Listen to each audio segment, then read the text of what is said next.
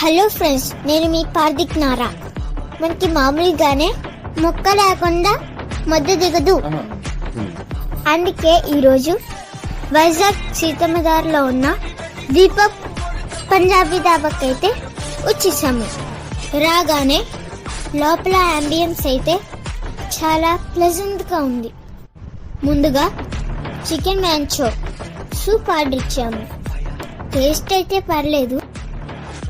తర్వాత tandoori double joint biryani అయితే order చేశాం. బిర్యానీ అయితే సూపర్ గా ఉంది. అయితే మస్త్ ఎంజాయ్ చేసాం. చికెన్ జ్యూసీగా బాగుంది.